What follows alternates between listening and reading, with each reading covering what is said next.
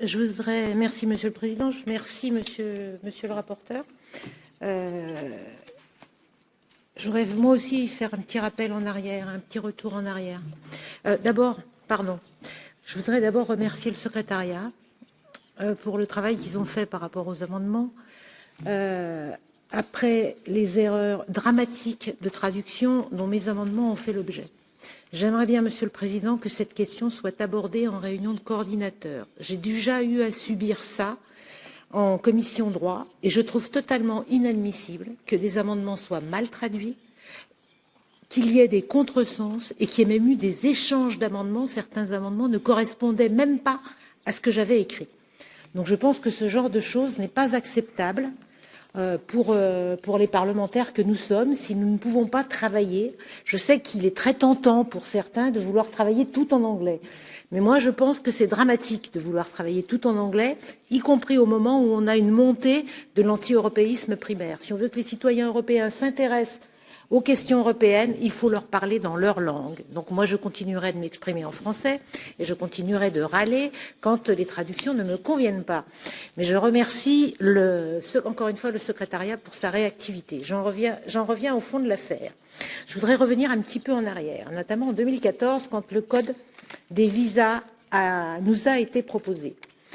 Comme l'a très bien dit Monsieur le rapporteur, à l'époque, il y avait une sorte de consensus pour que, dans cette maison, pour que les visas humanitaires soient introduits dans le code des visas. Nous étions 5 groupes politiques à être d'accord sur cette question-là. Je pense que c'est important de rappeler que c'était en 2014.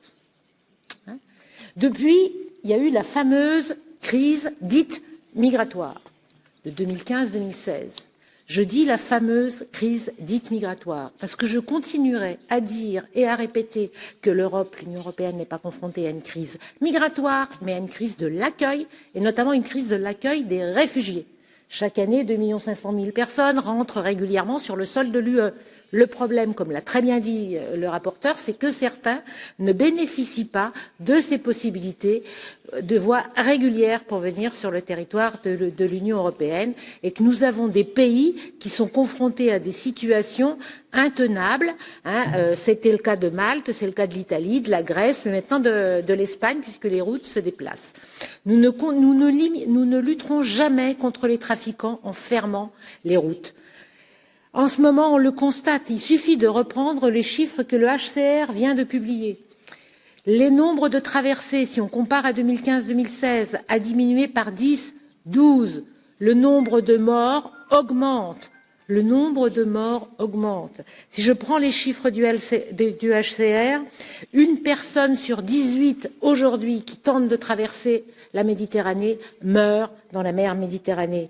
C'était 1 sur 42 l'année dernière. Et le chiffre était stable en 2016 et 2015. Donc nous sommes confrontés à une situation qui est hallucinante. Les gens meurent de plus en plus en Méditerranée. Et nous refusons d'avancer sur la proposition qui avait été faite. On nous a demandé de retirer les visas humanitaires du code des visas pour pouvoir discuter du code des visas. On a fini par accepter. J'étais sceptique sur le résultat. Je n'ai pas été déçue par ce résultat. On nous a retiré le code des visas pour nous en ramener un plus restrictif aujourd'hui.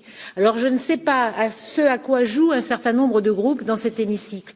Soit on est d'accord pour dire tous ensemble qu'il faut des voies régulières pour les migrants et les réfugiés, soit on ferme la porte à ces visas humanitaires. Et le seul intérêt d'avoir des visas humanitaires européens, c'est qu'il y ait une procédure européenne, une harmonisation européenne, que ça a un sens au niveau humanitaire. Nous savons tous que les États membres, y compris ceux qui sont les principaux opposés à ces visas humanitaires, en délivrent de leur côté. La question, c'est d'avoir une procédure de solidarité européenne, pas un cadre commun pour ceux qui veulent le faire. Ça n'a pas de sens, ce n'est pas une proposition européenne. Si nous continuons à faire ça, nous détricotons l'Europe. Et c'est ce qu'on est en train de faire sur le code des visas. Je n'ai pas, monsieur le rapporteur, déposé beaucoup d'amendements. J'en ai posé 24. Et c'est des petits, en général, qui reprécisent un certain nombre de choses sur les problèmes qui me tiennent le plus à cœur, notamment le respect des principes et des droits fondamentaux, sur la question de l'accès au territoire européen, le rapporteur l'a souligné, la question c'est que ces gens puissent accéder au territoire européen et que leurs droits soient respectés.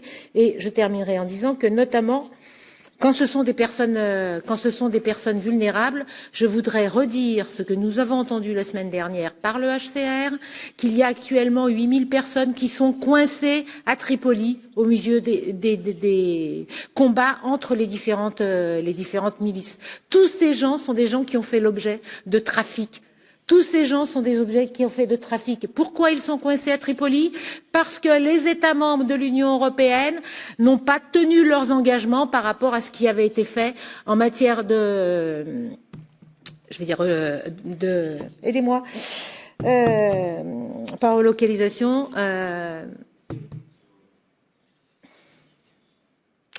Bon, les promesses qui avaient été faites par les États membres sur les personnes renvoyées de Libye au Niger, réinstallation, merci, n'ont pas tenu leurs promesses de réinstallation par rapport aux personnes qui avaient été renvoyées au Niger. Aujourd'hui, la frontière nigérienne est fermée. Donc on a encore plus de gens qui sont victimes Donc soit on réagit, soit on fait quelque chose qui a un sens, qui donne du sens à la question des droits de l'homme, à la question de l'Europe ouverte, comme nous disait Madame Stevens. Moi je suis pour une Europe ouverte, notamment aux personnes les plus vulnérables et aux personnes qui demandent l'asile. Sinon, disons à nos États de sortir de la Convention de Genève. Parce qu'on est en train de fermer la convention de Genève. Donc, moi, je ne comprends pas ce qu'on fait avec ce texte, et ce texte n'a de sens que si effectivement nous travaillons sur un cadre européen. Si c'est pour faire une architecture qui n'a aucun sens, on aura les mêmes problèmes que sur le fameux droit d'asile européen qui n'existe pas.